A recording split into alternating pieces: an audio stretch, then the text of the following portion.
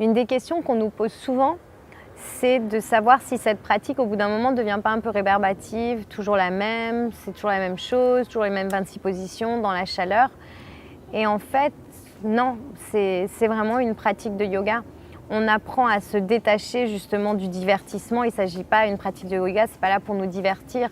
En fait, c'est là pour apprendre à connaître son corps, pour apprendre à faire fonctionner cette machine qu'on a tout au long de la vie et apprendre à comment connecter notre esprit et notre corps ensemble et à être présent pendant 90 minutes. Évidemment, ce qui est génial à avoir des studios depuis 15 ans, c'est qu'on voit des élèves qui sont là depuis 15 ans. Dans les enseignants, c'est la même chose.